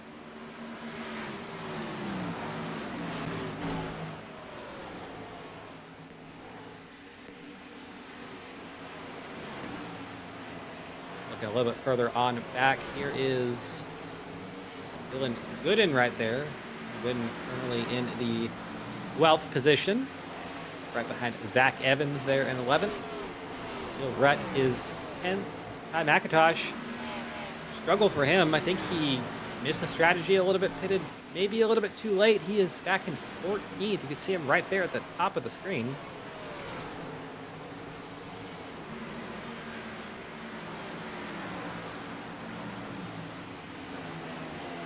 Right there behind Thomas Capuano. We have our multicam here. At the bottom of your screen is the battle for the lead. Gilberto Javier Gamera, 11 laps to go. He has kept the lead up to this point. What a fantastic run he is having. Some lap cars up here. Adam Peeler gets out of the way into turn number 3. 10 to go. Eric Ziegel good at the bottom line. He's able to wrap the inside just a little bit better, but if Gomera can keep that kind of call that a car width up line. It is very hard to pass somebody when they are there unless you move them out of the way, which, you know, team fence line drivers have shown that they are not afraid to do that. Off of turn number 2, Ziegel had a peek. On board with him right now on the bottom multicam here. We're on board with Eric Ziegel. He's got a good run out of turn number 4. What does he do with it? Nothing right now. Cannot make the move into turn number 1. Gilberto Javier Gomera has blocked off all of those moves with great success up to this point, and Eric Ziegel cannot find his way around at this moment. But I think Ziegel a little bit better in turns 3 and 4, certainly on looking on board from Gilly. Ziegel definitely better through 3 and 4. He's going to make the move into turn number 1 on the inside. Can he make the move stick here through turns 1 and 2? That's been the hard place to pass all night. Gilberto is going to fight him with everything he has. Oh, sideways is Ziegel off at turn number 2. Here comes Dylan Thomas in the fight. Out of nowhere, he's ran both of these drivers down, and now he's going to be a problem for both of them. I think Gilly would love to see those two get... Oh, sideways more is Ziegel. He is wrecking... Absolutely wrecking, has saved the car, but that car was all sorts of wrecked there off of turn number 4. And now he's probably not going to be in the discussion for the win much longer unless there's problems between these two. But Dylan Thomas, out of nowhere, he's ran everybody down, and now he's fighting for the lead with Gilberto Javier Gomera. Through turn 4, 6 laps to go here at the line. Here comes a move from the 03 on the inside. Once again, that's what we saw with Ziegel. Ziegel could not make the move through 1 and 2. Gilly's going to drive it down and get the run off of turn number 2 here. Doing exactly what... Oh, trouble! But they're both wrecking! Oh, my goodness! Off of turn number 2, both leaders have lost it. No caution out yet. That is crazy talk. I cannot believe that that happened. Both of our leaders just wrecked out of the top 2 positions. And that's big damage for both of them. No front end on the front of the 99. I think Dylan Thomas... He's still out there, but significantly damaged on the front as well for him. Car is sparking away in places it shouldn't be here, but get a replay and see exactly what happened. Our replay is hold on, I see. A little bit further on back. I accidentally had the wrong thing selected. Let's try that one more time. This should work. Yep, here is our replay, and Gilly pinches off turn 2. They both get a little bit loose. Gilly and Dylan just make contact, and as we've said all night, that inside wall is not very far away from the racetrack. If you have any sort of issue, you're going to hit it. And unfortunately for those two drivers, looked very quick tonight. We only have 3 laps to go, and that's going to basically be the end of their race. Dylan Thomas down pit road as well. The car is all sorts of broken, so 2 laps to go here at Dover. Let's get a quick recap of the top 10. Eric Ziegel's your leader over DJ Weeks. Noah Brown 3rd, Dallas Mayan 4th. Aaron Staff 5th, Neil Rutt 6th, David Westgreen 7th, Ty McIntosh up to 8th. Zach Evans 9th, and Tynan Jones in 10th position here. White flag out. One more lap here at the Dover Motor Speedway for Eric Ziegel. Another Team Fenceline Motorsports win on offer if he can complete the 1 lap here, which it looks like he is going to do just without any trouble whatsoever through 3 and 4. Another win on the season for the driver of the 55. Eric Ziegel captures the win here at Dover. And what a crazy way to do it. He was in a battle all race long. Ooh, some trouble for Darren Staff at the line there. He's in the wall, but Eric Ziegel definitely had to fight for it. He was battling for it all race long with Gilberto Javier Gomera. And Gilly, if you are here, I probably want to get an interview with you after the race, because that was an incredible performance. So if we could get that, maybe we could. That would be great here. But Eric Ziegel on the front stretch here, gonna get his 2nd win of the season, 1/2 at Auto Club. And there's Ty McIntosh, winner of half 1, doing some burnouts as well. Team owner Thomas Capuano not had a great night himself, but got the team win here with his driver, Eric Ziegel.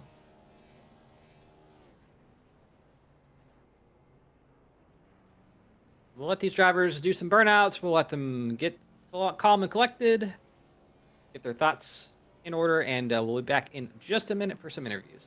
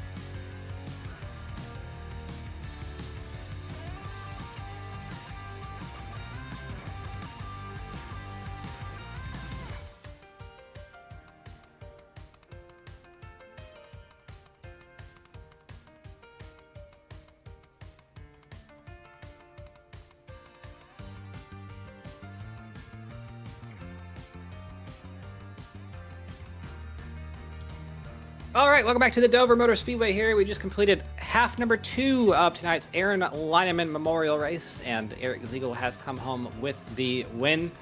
A thrilling half in many regards for what happened, and some triumph, some heartbreak, and all things in between. But to start off tonight's interviews, let's get Noah Brown, third place finisher. Noah, this is Cam in the booth. You got a copy?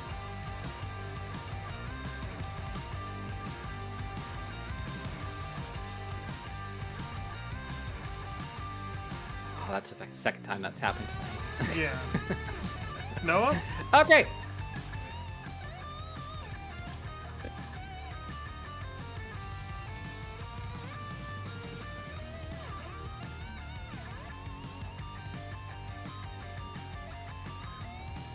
Uh-oh.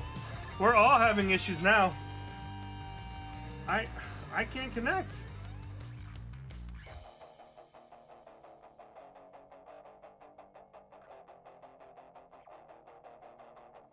Waiting endpoint. I'm sorry, guys. I'm trying to figure. Let me restart Discord real quick, because Discord is having a time of its own right now.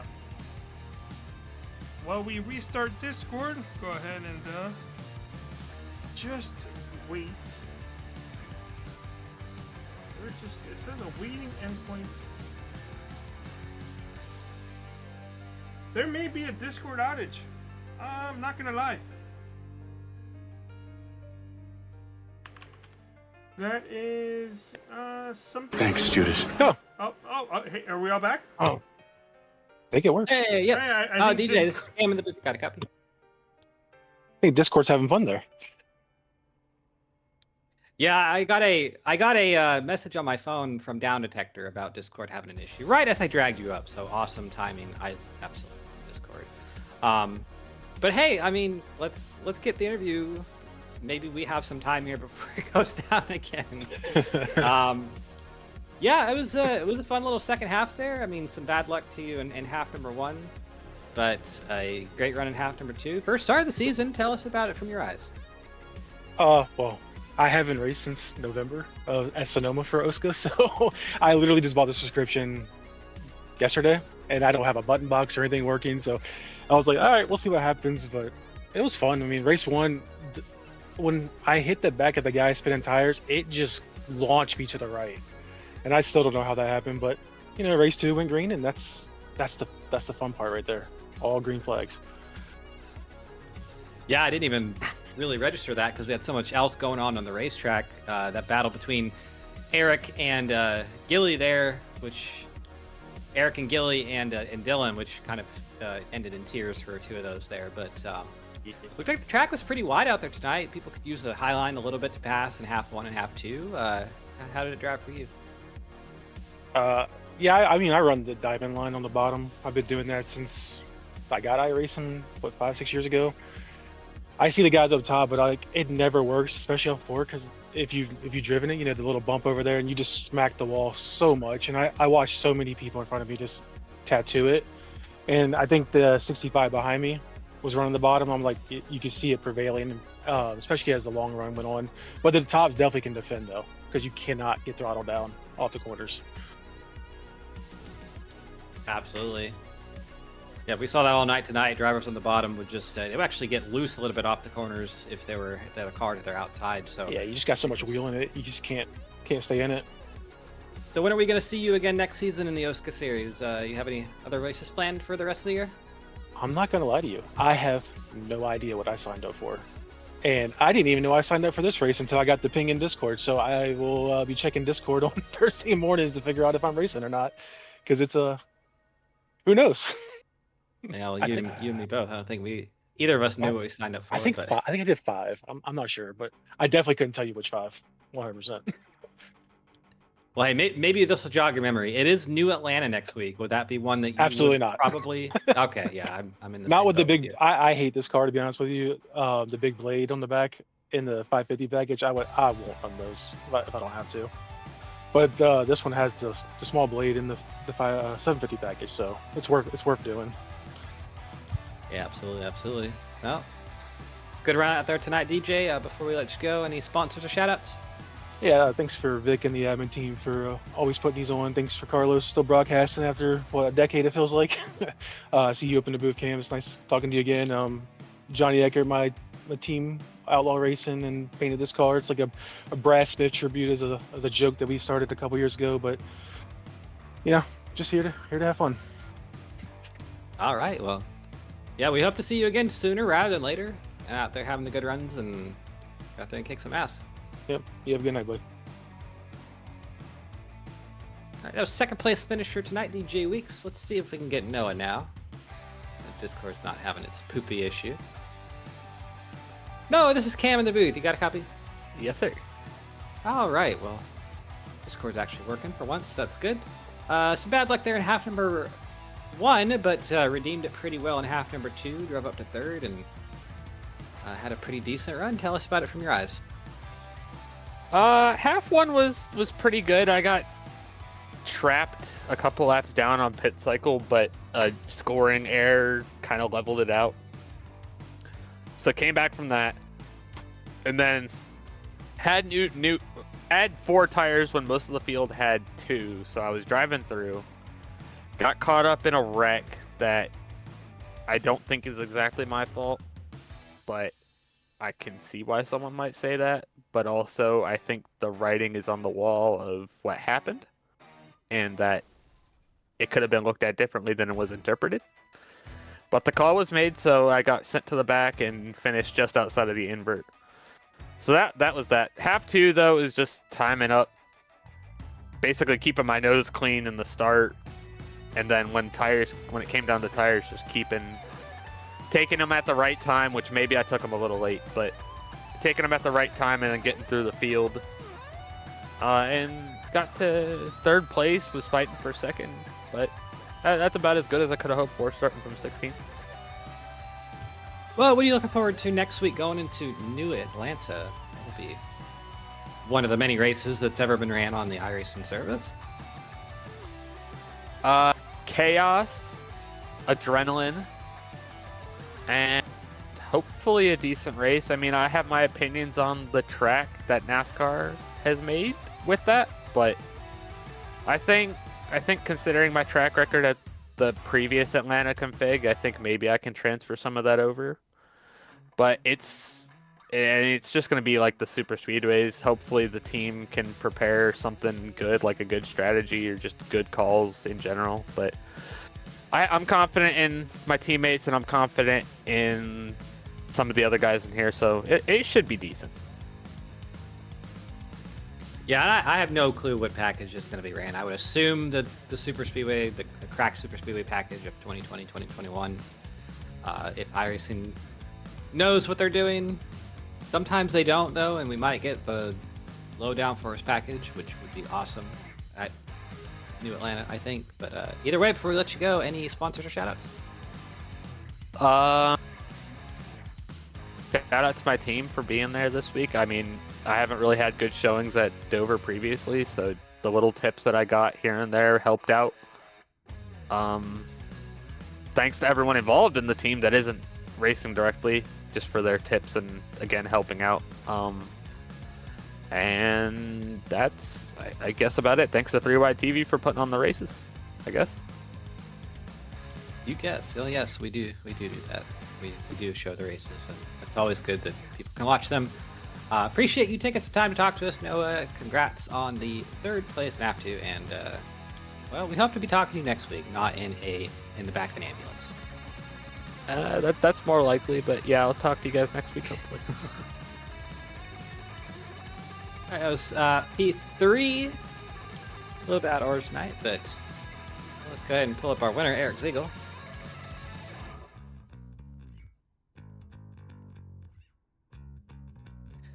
Eric, this is Cam in the booth. Got a copy?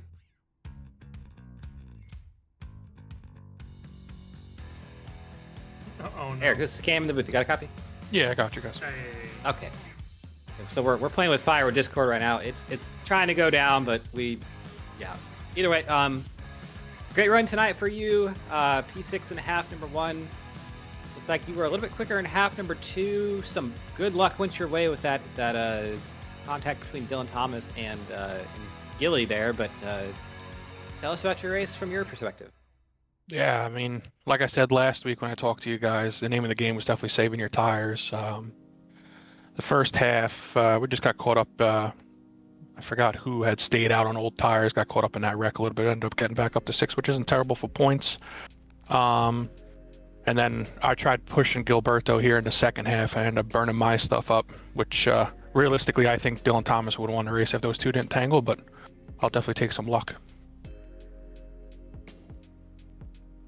Yeah, absolutely. Sometimes it's better to be lucky than good, but I mean, can't really say that you have not been good this whole season. I think when I'm looking at the points here with Austin not making it, that probably will put you in the points lead. But what are you looking for next week going into Atlanta? It's New Atlanta, which is a track that didn't exist when these cars were a thing. So that should be, I don't even know what package we're going to get. I would assume the Super Speedway package, but could also be a chance that iRacing just messed it up completely and give us the low downforce. But how are you looking forward to that race next week? Unfortunately, I will not be there. We'll be heading to Martinsville for the Wheeling Modified Tour race. So we are leaving Thursday morning. So unfortunately, I will miss that event. Oh, okay. Well, I would have to assume that probably means we're not going to have Austin or maybe even all of TFM next week. So that's always fun to hear that we're going to be missing an entire team. But yeah, let's look forward after that one. Slinger, the 3 race series, April 2nd. Are you going to be here for that one? yeah. Well, I'll definitely be there. That's definitely going to be an interesting one. Definitely a little tight track. Yeah, kind of up your guys' wheelhouse there, more the short tracks, and I might be up here for a while for that one, but we'll have to see. But either way, congrats tonight on the win, Eric. 2nd win of the season, first coming at Auto Club. Before we let you go, any sponsors or shoutouts? First thing I got to say is I did something Tom never did in this car. I won a race. Thanks for the awesome throwback. I got to thank my wife, April, our new puppy, Maple, a little golden retriever. Natural Design, Fence-Line Films, Boston Beers, Tyler Alkus, and of course Tom, Vic for putting her on, and you guys are putting her all on YouTube. All right, Eric, appreciate you talking to us for a few minutes here. Congrats on the win, and we hope to be talking to you in 2 weeks' time at Slinger. Sounds good. All right, that was race winner, Eric Ziegel, and we got some bonus content for you today. I'll pull him up, and hopefully he's not saying something that's going to get us in the swear jar. There he is. Conan Jones, this is Cam in the booth. You got a copy? Yes, I do. I didn't expect to be talking to you all today, but here I am. Yes, here you are. Good second place finish there in half number 1. And then it looks like you got 10th in half number 2, so the strategy maybe not working out the way there, but tell us about your night tonight. So coming in, I mean, Cam, you know that I was having training paints issues. I've been having that since Auto Club earlier this season.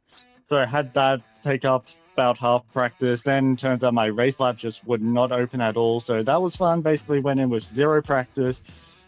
Basically, my first proper laps were qualifying and the start of the race, which when I first went into turn 1, it's like, oh no, this isn't turning. And for the first like 15, 20 laps, I just couldn't get the thing to turn. So just try to take it easy. At one point, I was down in 21st, and after the pit cycle and then got that yellow, I was up into 6th.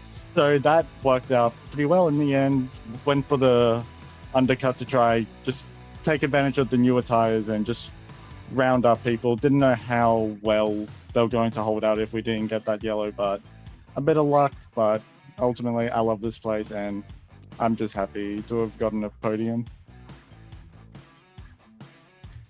Yeah, it's a fun little facility, kind of like a fake Bristol, if you think about it. But it races also differently than Bristol as well in a lot of ways. So that's not a direct comparison. But going to New Atlanta next week, which actually did not exist when these cars were a thing. So it should be a fun combination. How are you looking forward to that one? I despise old Atlanta. I love New Atlanta. I love how it races. Might be controversial. I like how it's different. And last time we ran these cars here or there, I got 4th, avoiding a last lap wreck. So I do like the place. And when we ran there in Xfinity last time, I got P2 behind Gore. So I do like the place. It's just if I can stay out of trouble. And ultimately, I do like the track a lot. Yeah, maybe controversial here too, but I'll say I love Atlanta. I love New Atlanta as a concept. I wish they would have done it to Texas, though. Honestly, I wish they would have blown up Texas and just made that into the super speedway, and maybe even made Atlanta back into the old oval configuration it was back in the 90s. That would have been, I don't know, maybe that's just the old NASCAR fan in me talking. But either way, congrats on the on 2 top 10s here tonight. The second place there in half, number 1. Before we let you go, any sponsors or shoutouts? Carlos with FreeY TV, bring me onto RK, everyone, Darren, Jake, Dallas, they were great to race with tonight. Good job. Darren nearly got 2 top 5s, but threw it away on the last lap, on the last corner. Everyone who has supported me, my mother, Tim, Peeler, just everyone involved. Vic for running straight, even though I don't fully agree with some of the stuff he does. Thank you for still putting up with our bleep every week. Cam, Gore, Gracie, Brown for helping me nail down a bit more what my trading paints issue is, so hopefully I can get some of that sorted. Everyone at home for watching, and I think that should be everything. Well, absolutely. And for that trading paints issue, it's good you had a couple tech workers on hand that's that's some things are just broken. So glad we were able to get that sorted for you. That is a hell of an annoying issue. I'd probably be pulling my hair out if I had something like that was caused by the paint program itself. But either way, appreciate you talking to us for a few minutes here, Kynan. We're going to go ahead and get this on the road before Discord goes down again. Oh, Yeah, for like the 4th time. It's done that tonight. Right as the race ended, it started going down. So we were blessed with the tech gods on the Discord side of things. But yeah, I appreciate you talking to us, and good run tonight. Cheers. Take care, everyone. Have a lovely rest of your night or day if you're in Australia like me. All right, that was Kynan Jones, RK Motorsports driver, E2 in half, number 1, and I think that was a pretty great night of racing, Carlos. I think Aaron would have been proud of what he saw there, and of course, caution-free in half, number 2, which is our second caution-free race of the OSCA season. We went caution-free for the first race of the season, the 300-miler at Daytona, or the 300-miler at Daytona, not the 300-lapper. That actually doesn't exist as a race. So very cool to see that. Always good to see that in iRacing in 2026. And we do apologize for some of the tech issues we've had tonight. We're working through them. It has been a struggle. We're definitely on the struggle bus with that. But either way, the great racing that OSCA puts on each and every week helps mitigate that just a little bit by, being that so we can actually show you something.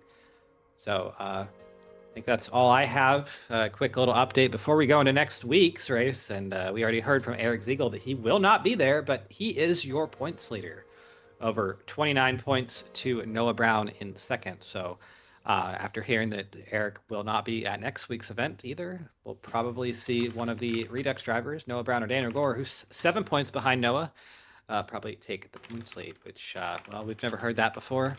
Definitely Daniel Gore, the perennial underdog of the series, looking for his 4th straight championship there. But that's all we have for you guys. We'd like to thank Rio Grande Mexican Grill, Easy Motorsports, Brickhouse Graphics, Accelerated Cloud Designs, or Solutions, and Binks Designs for bringing you this season of OSCA. But take care, everyone. Have a nice night.